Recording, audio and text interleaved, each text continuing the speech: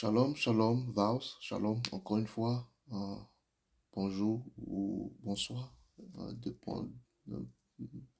dépendamment de là où tu es.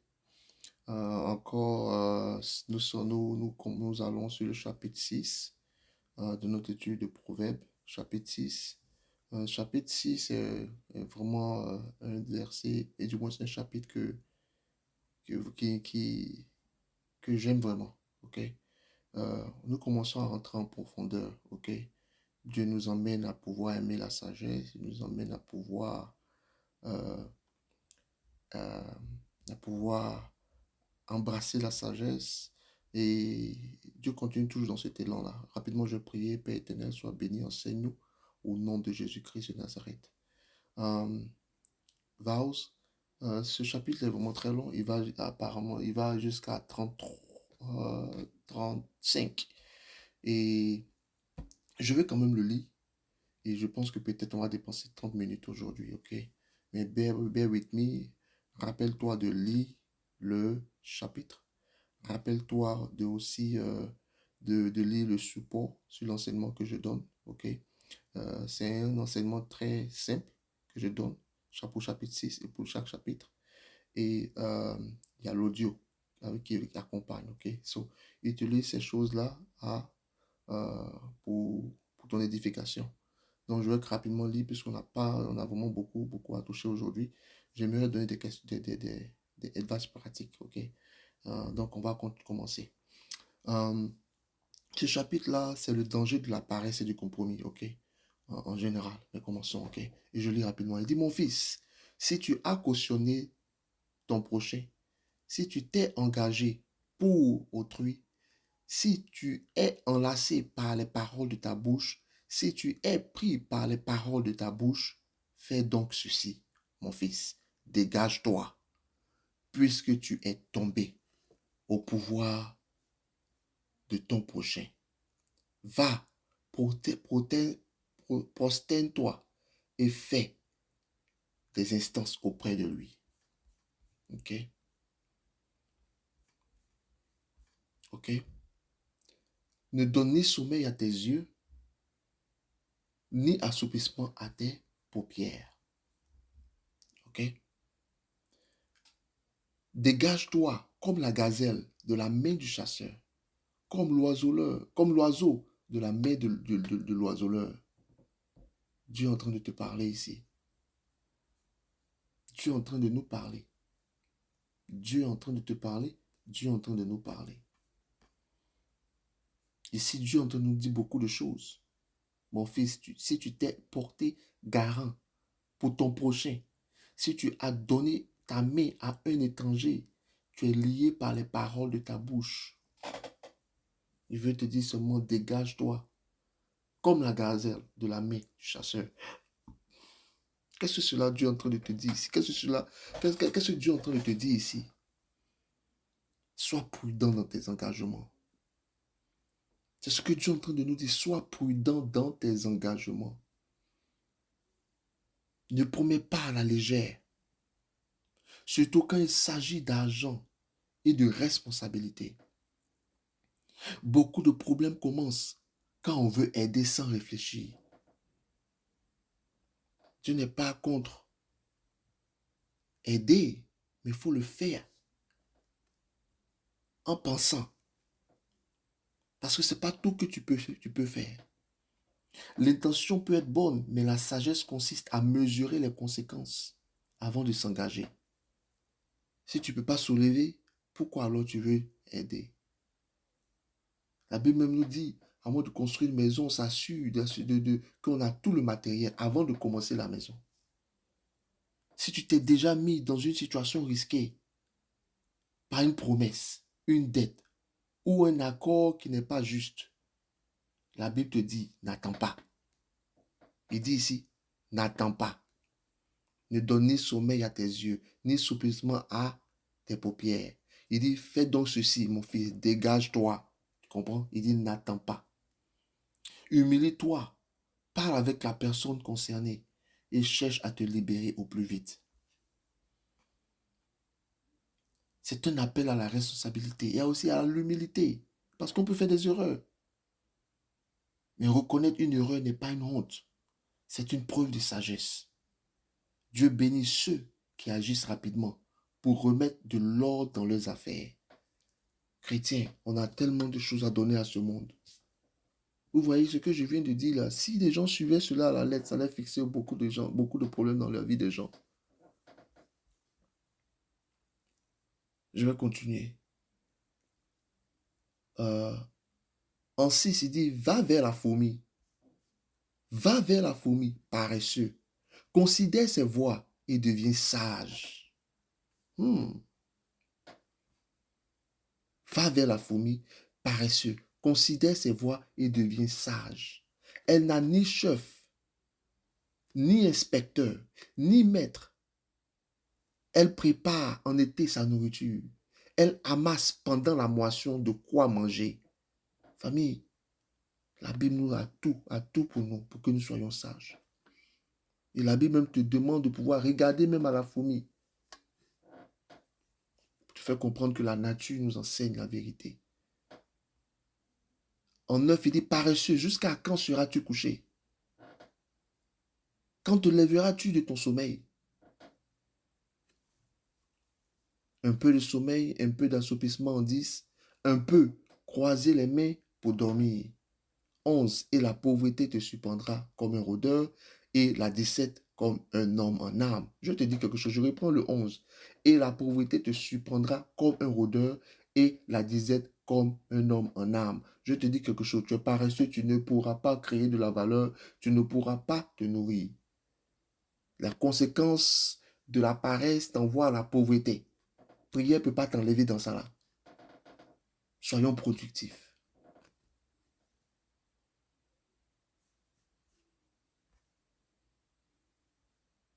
Apprendre de la fourmi. La valeur du travail et de la prévoyance. La fourmi n'a ni chef, elle n'a ni surveillant. Pourtant, elle travaille sans relâche et prépare sa nourriture pour l'hiver. C'est-à-dire qu'elle pense en avant, la prévoyance. Elle pense aux choses de demain. Est-ce que tu essaies d'incorporer ces choses dans ta vie? Est-ce que tu penses déjà à l'année prochaine? Comment tu vas déjà faire tes plans? Est-ce que tu vois un progrès dans ce que tu fais? Est-ce que tu arrives à mesurer le progrès de ta vie? Est-ce que tu arrives à mesurer la qualité de ta vie?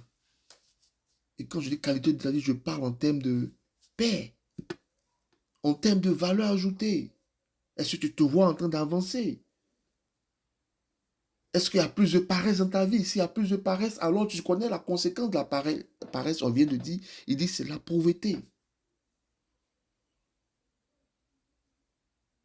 Ce passage nous enseigne à la discipline.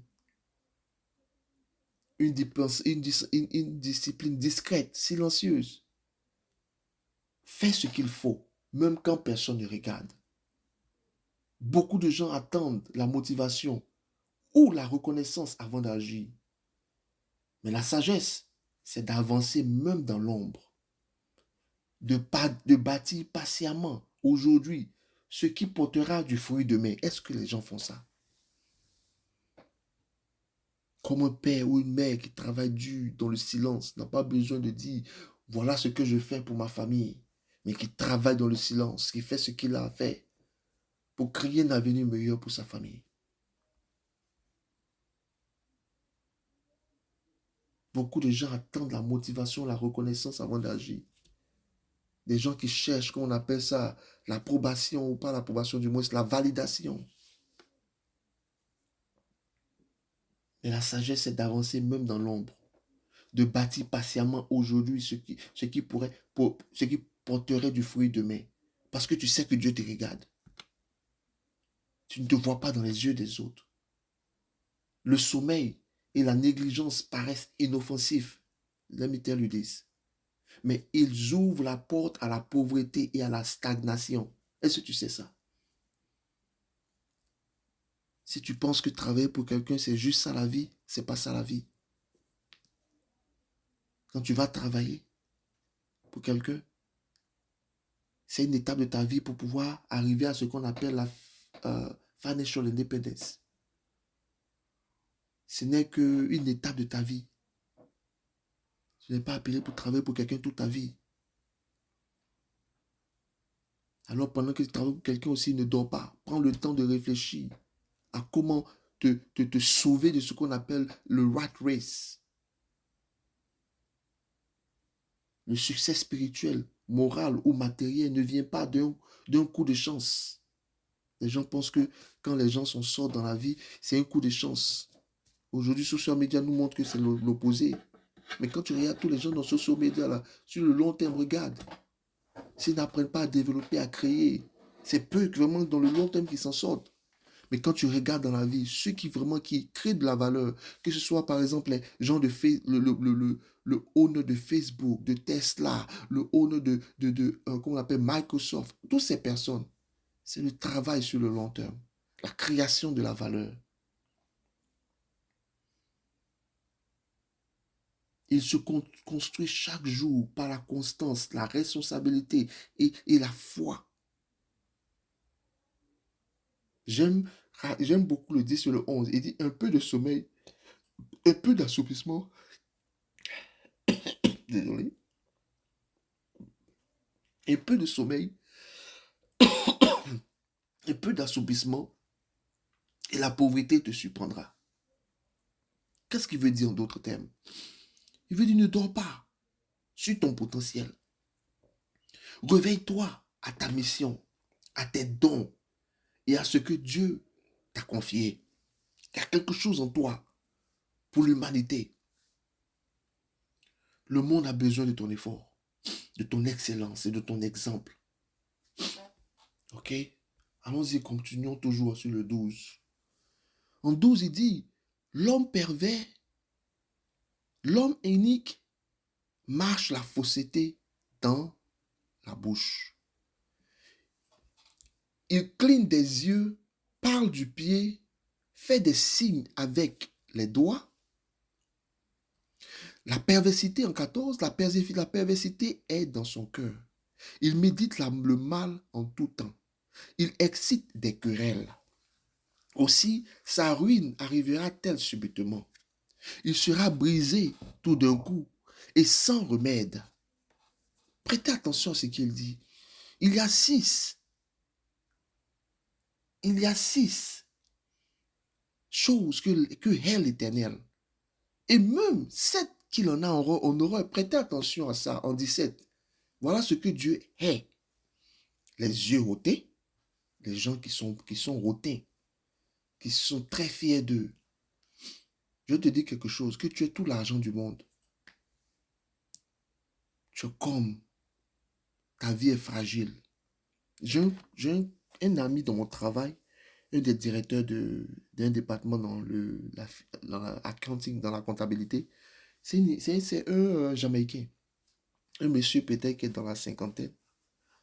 Il aime voyager, toujours voyager sa fille. La fille est très grande. Hein. Peut-être qu'il a 60 ans. Et ce monsieur, j'ai vu ce monsieur la semaine passée. Bien portant et tout ça. Lundi, on veut me dire que ce monsieur est parti. Ta vie est comme une corde. Nous tenons, notre vie est comme une corde. Ton argent ne va pas aller avec toi au paradis. Ton argent, là, ça va rester sur terre. Quelqu'un va utiliser. Alors ne prends pas l'argent pour faire de ça une façon de faire de ça une chose qui va t'éloigner de Dieu. En réalité, prends ça pour glorifier Dieu. Je ne suis pas en train d'aller donner à quelqu'un. Je ne suis même pas au moment de te dire de venir me donner. Oh non, non, non, moi je travaille pour mon argent. Ok? Mais prends ça pour glorifier le Seigneur. Prends ça pour prendre soin de ta famille. Prends ça pour créer de la valeur pour ta famille. Prends ça pour pouvoir planifier dans le futur pour ta famille.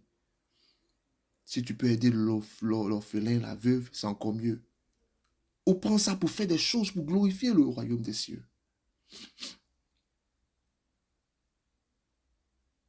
Il dit, Dieu hait les yeux ôtés, la langue menteuse, les menteurs, des gens qui mentent. Dieu n'aime pas le mensonge. Vaut mieux être vrai que de mentir. Tu penses que non, tu peux mentir aujourd'hui et puis demain tu n'as plus menti. Non, non, non, ça crée un caractère. Les mains qui répandent le sang innocent, fais attention. Sur la route de ton succès, ne détruis pas les autres. Le cœur qui médite des projets iniques. Tu avais des gens, mais en réalité, ils pensent à d'autres choses. Chrétien, ce n'est pas notre portion. Les pieds qui se hâtent de courir au mal. Tu dois savoir ce qui est bon, ce qui est juste, et courir vers ce qui est juste. Pas te hâter à courir vers le mal. Le faux témoin qui dit des mensonges.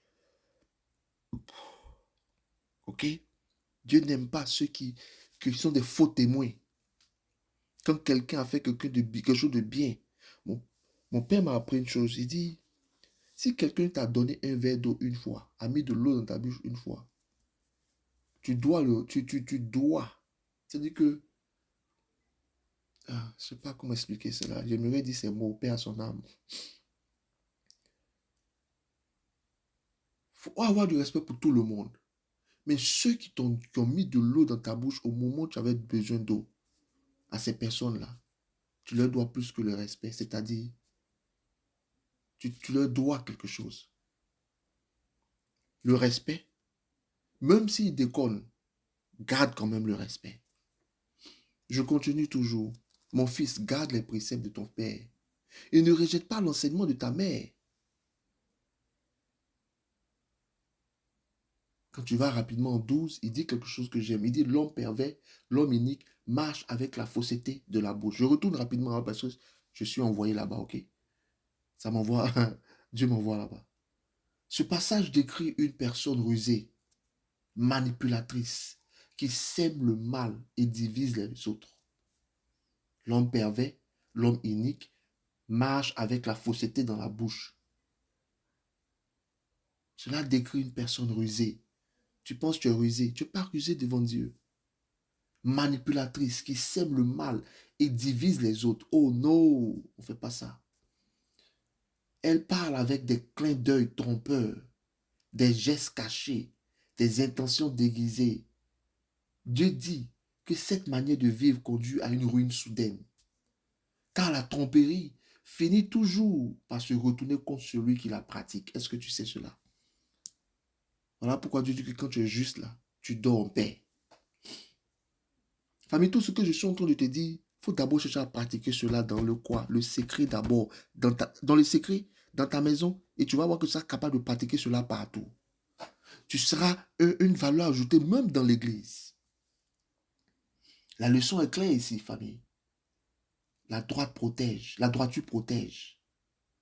La duplicité détruit. Sois transparent dans tes paroles, vrai dans tes intentions, fidèle dans tes engagements. Même quand la vérité coûte, elle te garde libre, famille. Elle te garde libre. Dieu déteste les yeux hautains. Il déteste la langue menteuse. Il déteste les mains qui versent le sang. Et celui qui sème la discorde entre les frères, les faux témoins qui profèrent des mensonges, les pieds pressés de courir au mal. Ces attitudes détruisent la confiance, détruisent la paix, détruisent la société elle-même. Si nous voulons bâtir un monde juste, il faut commencer par purifier notre propre cœur. Voilà pourquoi la Bible dit, Dieu dit que quand tu veux prier là, entre dans ta chambre, va dans ton closet, et que dans ton placard. Il est là, afin que tu vas parler avec lui. Parce que Dieu te fait comprendre qu'il y a une vie secrète. Tu dois apprendre à être dans ton closet. C'est là que tu développes une relation avec Dieu. Et quand tu es dans ton closet là, l'intégrité fonctionne parce qu'il te voit dans le secret. Cela, ça te permet de pouvoir vivre de cette façon-là dans ta maison d'abord. Ça commence d'abord dans le propre cœur, ça commence dans le secret, ça commence dans ta maison. Afin que tu sois une personne bien utilisée dans le ministère ou dans la vie pour le royaume des cieux. Refuse la jalousie. Refuse la tromperie. Refuse la discorde. Si tu as trompé ton époux, tu trompes des gens de la façon dont tu parles, juste répands-toi. Si tu sais que si Dieu t'a convainc de tes actions, répands-toi. Dieu va te pardonner. Je suis là pour te parler au nom de Jésus-Christ. Et c'est Dieu qui permet que je parle. Pour te dire qu'il est prêt à te pardonner, mais tu dois changer. Voilà pourquoi il a dit aux gens, vas-y et ne pêche plus. Sois un artisan de paix, un artisan de vérité et d'intégrité.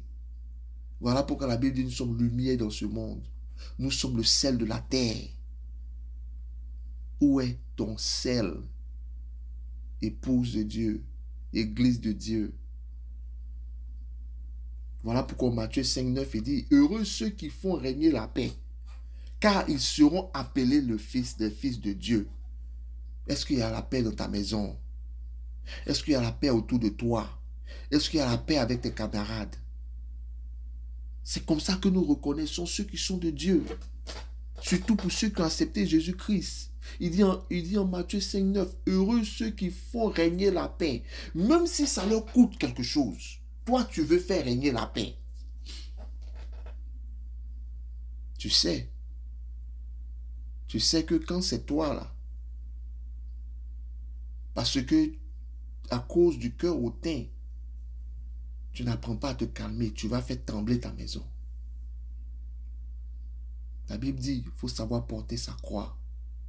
Porter sa croix, c'est de regarder à sa vieille nature, de regarder à ce qui veut sortir, qui ne va pas glorifier Dieu. Et puis dire, je choisis de faire ce que Dieu dit. Même ça me coûte.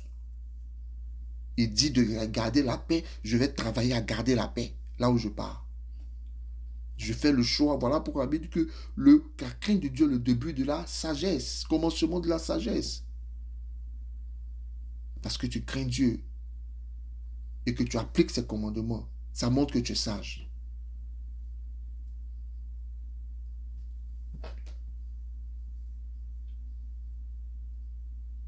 Il dit ici en 20, mon fils, garde les préceptes de ton père et ne rejette pas les enseignements de ta mère. Aujourd'hui, dans ces sociétés, les sociétés envoient ou lead les enfants à ne pas écouter leur père, à ne pas écouter l'enseignement de leur mère. Les gens même ne croient même pas que la mère même doit enseigner. Elle supporte son mari dans les préceptes qui ont été établis par son mari, la conduite de la maison. Mais aujourd'hui, ce n'est pas ça. On parle d'indépendance. Nous avons une culture, nous les chrétiens. L'homme est à la tête de la maison. Ça ne veut pas dire que la femme est esclave. Elle est en réalité son aide. Et tout a été fait pour une question d'ordre. C'est la recette du succès. Voilà pourquoi tu vois toutes ces personnes qui suivent ce que Dieu dit, sans ayant de la tromperie dans leur cœur, ont une vie heureuse.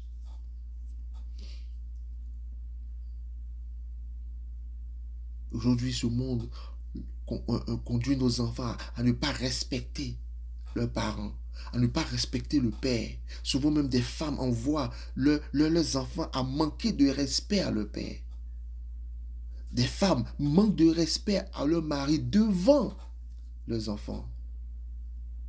On n'a pas dit tu ne peux pas parler à ton mari, mais il faut savoir garder cela pour vous deux. Parce que quand tu fais cela, ça crée quelque chose dans le cœur des enfants. Moi qui suis en informatique, je comprends ce que la programmation veut dire. Et j'ai compris cela aussi dans le côté spirituel. Ce que nous faisons, ça programme quelque chose dans nos enfants. Ne permets pas aussi que tes enfants manquent de respect à ta femme. Car c'est elle qui va les enseigner.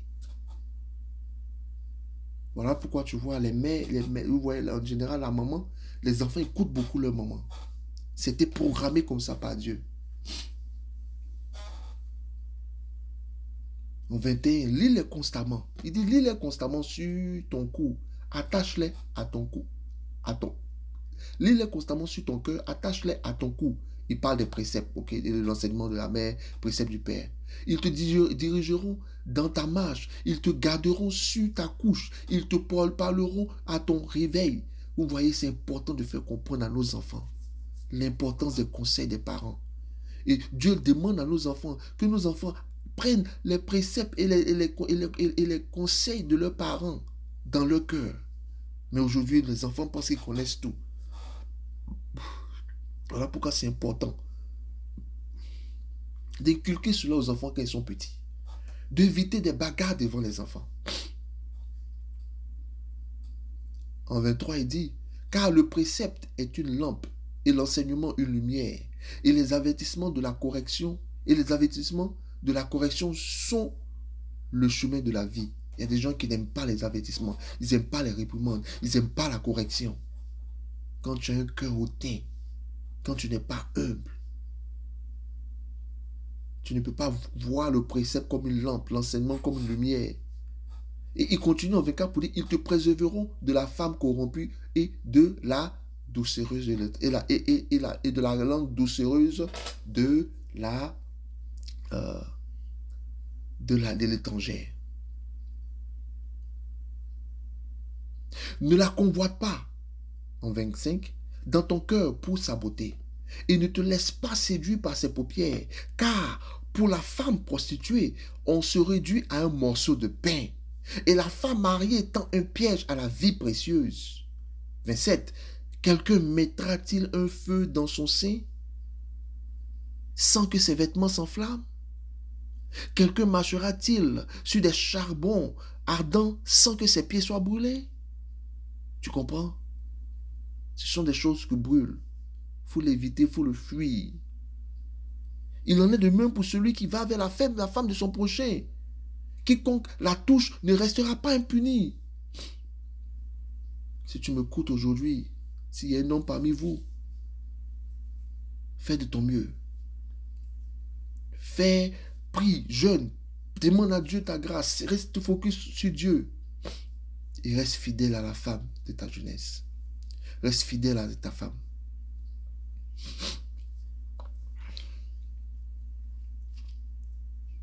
Reste fidèle à ta femme. Entends, il dit, ne tiens pas pour innocent le voleur qui dérobe pour satisfaire son appétit quand il a faim. Si on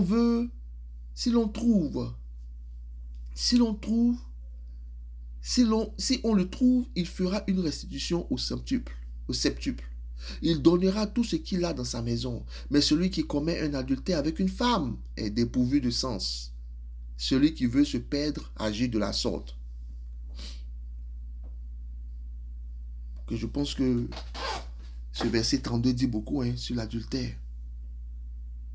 Ce sont des choses que tu regardes aux yeux qui sont doux, mais je te dis qu'il y a des conséquences. Il y a des conséquences. Et ces conséquences, ils viennent au moment où tu ne t'attends pas. En 33, il n'aura pas plaie. Il n'aura que plaie et ignominie. Et son opprobre ne s'effacera point.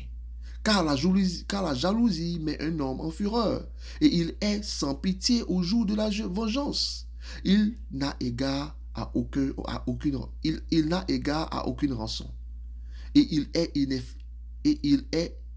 inflexible, quand même tu multiplierais les dons.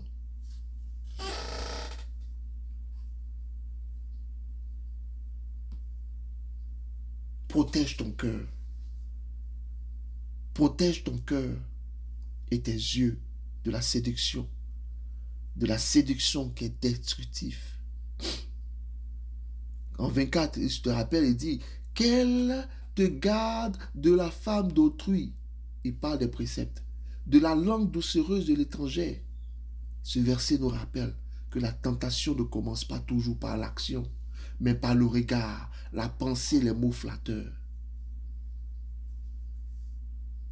Le danger est subtil. Ce qui semble inoffensif au début peut brûler comme un feu qu'on croyait maîtriser. Voilà pourquoi c'est mieux d'éviter ces choses-là. Quand ça vient à gauche, va à droite. Il faut fuir les choses. Voilà pourquoi la Bible dit qu'il faut fuir le péché. Famille, il faut fuir le péché. C'est mieux de fuir que de rentrer dedans et puis tu ne peux plus sortir. Parce que le péché va t'éloigner de Dieu. Autrement dit, on ne peut pas jouer avec le péché sans en porter les conséquences. La sagesse consiste à mettre des limites avant le danger, à fuir ce qui éveille la convoitise et à cultiver la fidélité dans le cœur avant même qu'elle soit mise à l'épreuve. La séduction promet du plaisir, Oui, elle promet du plaisir, mais elle enlève la paix. Elle détruit la confiance. Elle détruit les familles. Elle laisse des cicatrices profondes. Et on s'est dit, on est chrétien. On crée des problèmes dans le cœur des gens. À cause de nous, des gens ont des problèmes dans le cœur. Et ça crée des cicatrices profondes, des choses qu'on aurait pu éviter. En juste portant notre propre croix. La vraie force, c'est de savoir dire non à ce qui flatte nos désirs, mais menace notre destinée. Je vais répondre pour toi. La vraie force là, c'est de savoir dire non à ce qui flatte nos désirs, mais menace notre destinée. Voilà pourquoi c'est important de raisonner. C'est important de marcher avec des faits, de ne pas marcher avec des émotions. Voilà pourquoi en 23, il dit garde ton cœur. En Proverbe 4, si tu te rappelles, il dit garde ton cœur. Plus que toute autre chose, car de lui jaillissent les sources de la vie.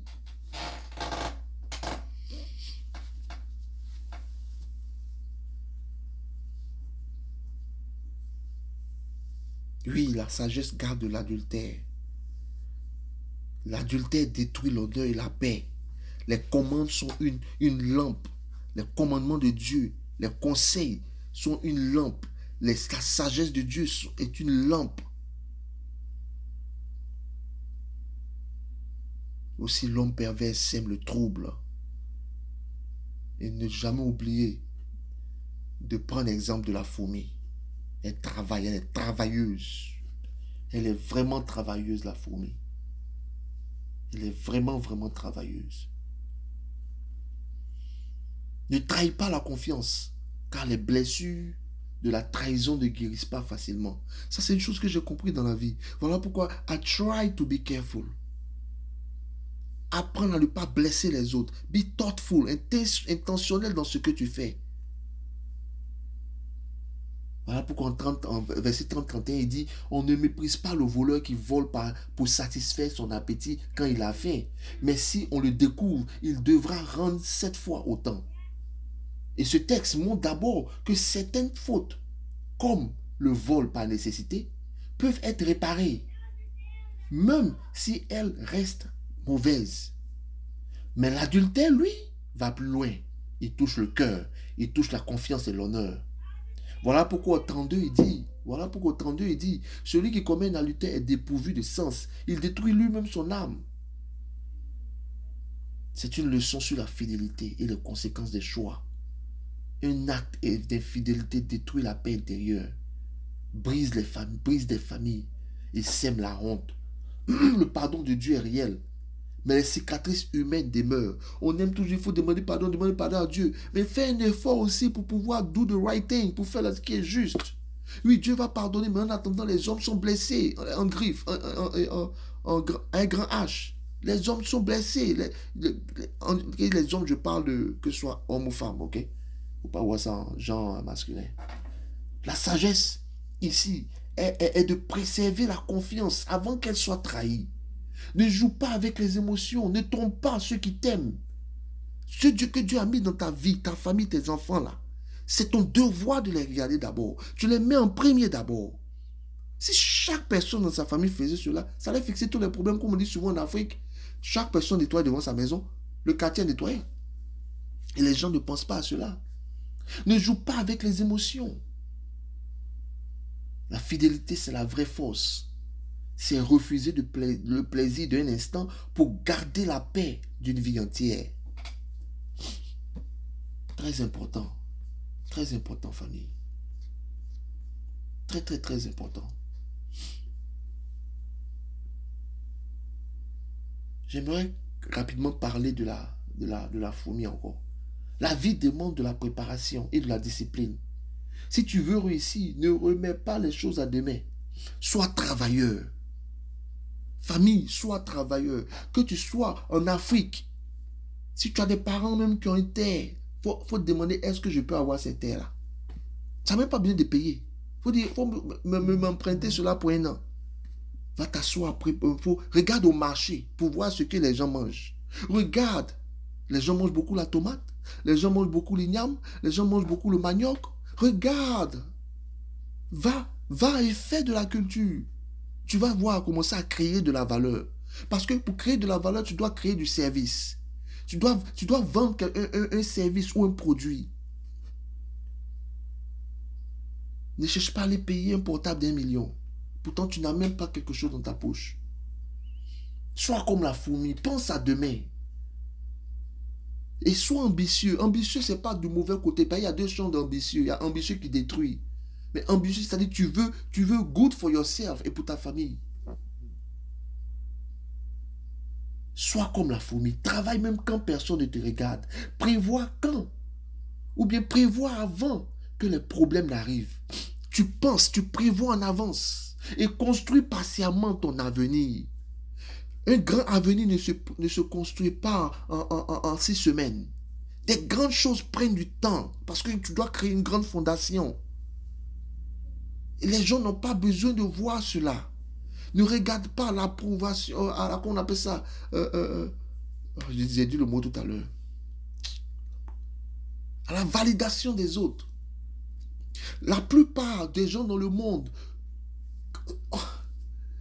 95% des gens n'ont pas ce qu'on appelle wealth. C'est peut-être 5%. Vous pensez que ces personnes apprennent de la validation, de l'approbation de 95%? Il y a une raison qu'ici, ils sont dans les 5%, ces personnes qui ont wealth.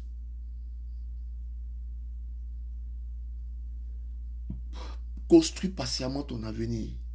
Et ça commence à la maison, ça commence dans ton cœur, ça commence dans le closet. Mais le monde a besoin de nous voir, nous les chrétiens.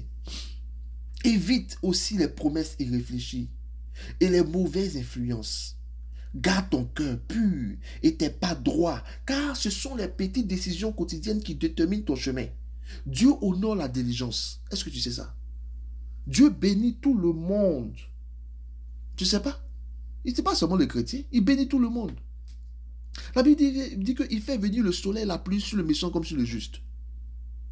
Ce sont des principes de vie.